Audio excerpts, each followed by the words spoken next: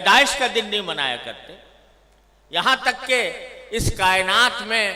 سب سے زیادہ عظیم ہستی جو در حقیقت وجہ تخلیق کائنات ہے، جناب محمد الرسول اللہ صلی اللہ علیہ وسلم،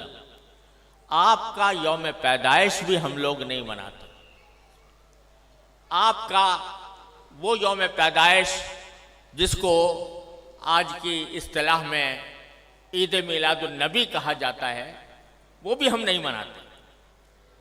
لیکن یوم پاکستان مناتے ہیں، 14 اگست کو یوم آزادی مناتے ہیں۔ تو بعض لوگوں کے دلوں میں یہ خیال پیدا ہوتا ہے کہ جب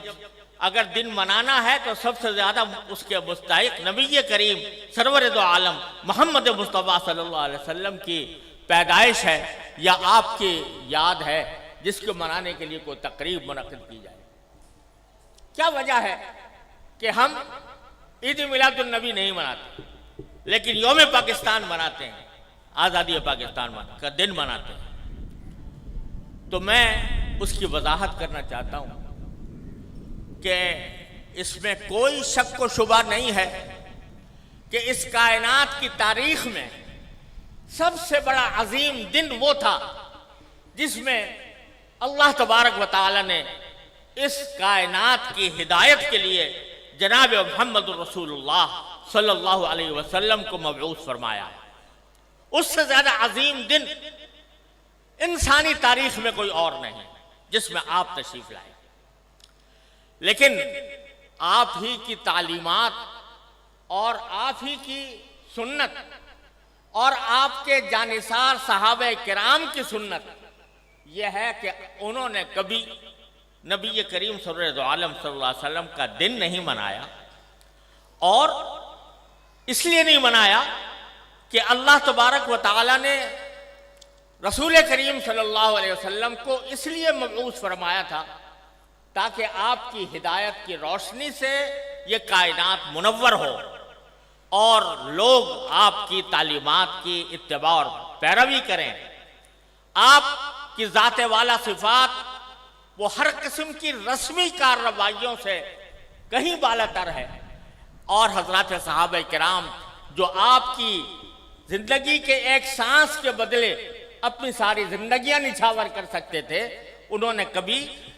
یہ دن نہیں منایا۔ جب انہوں نے جو کوئی چیز نہ منائی ہو اور انہوں نے اس سے اعتراض کیا ہو اور اس کے بجائے ساری زندگی اتباع سنت کی کوشش کی ہو، اس کو اگر ہم منانا شروع کریں تو دین کے اندر ایک اضافہ ہوگا، دین کے احکام میں ایک اضافہ ہوگا، اور دین کے کام میں کوئی اضافہ وہ بدعت کہلاتا ہے۔ من احدث فی امرنا ھذا فہو رد، تو وہ بدعت بن جاتا ہے کیونکہ وہ ایک مذہبی معاملہ ہے۔ عید میلاد النبی مذہبی تقریب کے طور پر منائی جاتی ہے، مذہبی عید کے طور پر، عید کا نام اس کا رکھا گیا ہے، اور وہ مذہبی تقریب ہے، اور مذہبی تقریب اگر کوئی شخص مذہب کا حصہ سمجھ کر وہ بنائے گا تو دین میں ایک اضافہ ہوگا جس کا نام بدعت ہے۔ اس لیے ہمارے اکابر علماء کرام نے اس بنانے کا اہتمام نہیں کیا۔ جہاں تک یہ 14 اگست کا تعلق ہے، 14 اگست کے یوم آزادی کا تعلق ہے، یہ کوئی مذہبی تقریب نہیں ہے، یہ کوئی دینی اجتماع نہیں ہے، یہ دینی تقریب نہیں ہے، بلکہ یہ ملکی تقریب ہے، اور ملک کی آزادی کے طور پر، اس کے ایک نشان کے طور پر اس کو منایا جاتا ہے۔ کوئی شخص بھی جو اس کو منانے والا ہے وہ اس کو دین کا حصہ سمجھ کر نہیں مناتا، اس کو مذہب کا جز سمجھ کر نہیں بناتا، بلکہ ایک ملکی تقریب ہے۔ ایک ملک کا اللہ تبارک و تعالیٰ نے ایک ملک ہمیں عطا فرمایا، اور ایسا ملک عطا فرمایا جس کی تفصیل مولانا عزیز الرحمن صاحب نے بیان کی ہے، تو وہ ہم ایک ملک کی تقریب کے طور پر بناتے ہیں۔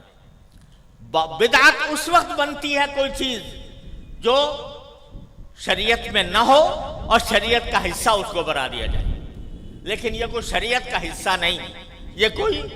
दीन का कोई दीनी तकरीब नहीं, दीनी ईद नहीं, दीनी मजहब नहीं, दीन का कोई मजहबी हिस्सा नहीं। लिहाजा ये एक मुल्की तकरीब है और ये ऐसा है जैसे कि अगर कोई शख्स अपने घर के अंदर कोई किसी अपने घर की तामीर हुई और उस तामीर के ऊपर कोई इज्तिमा करे, कोई दावत करे, तो ये कोई मजहब की तकरीब नहीं है, कोई दीन की तकरीब नहीं है। इसी तरीके से हम यौम आज़ादी पाकिस्तान का इसलिए मनाते हैं कि अल्लाह तबारक व तआला ने अपने फजल व करम से ये नेमत हमें अता फरमाई थी और मुल्की तकरीब के तौर पर इसको मनाया जाता है। दूसरी बात यह है कि चूंकि ये मुल्की तकरीब है, लिहाजा इसका किसी हुकूमत से, किसी सियासत से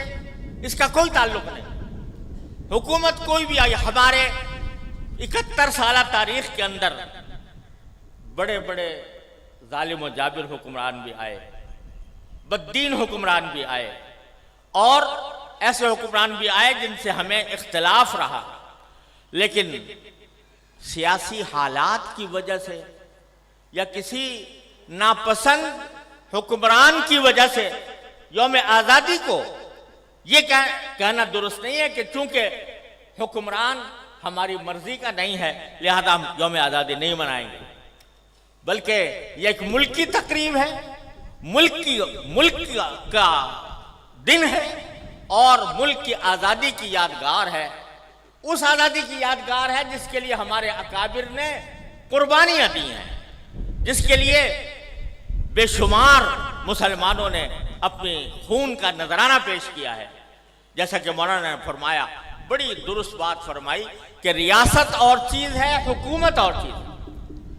रियासत हमारी है और वो अल्लाह ताला की नेमत है। उस रियासत के हुसूल की खुशी हर हाल में है,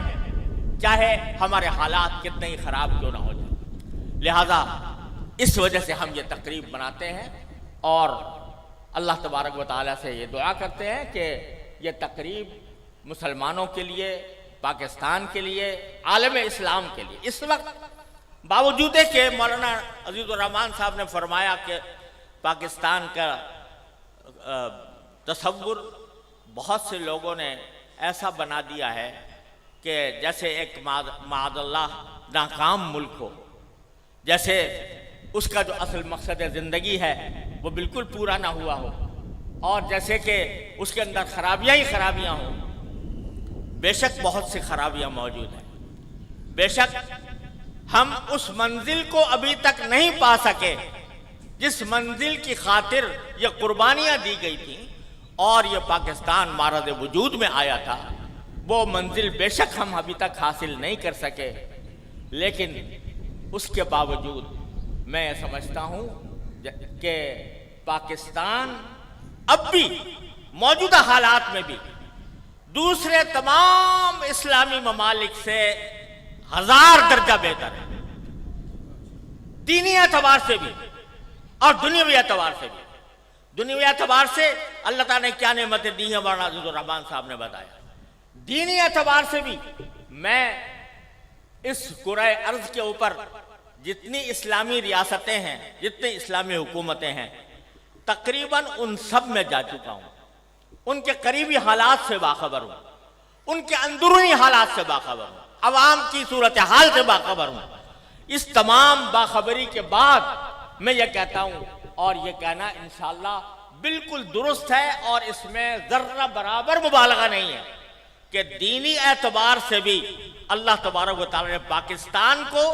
सारे इस्लामी ममालिक के मुकाबले में कहीं बढ़कर फजीलत अता की है।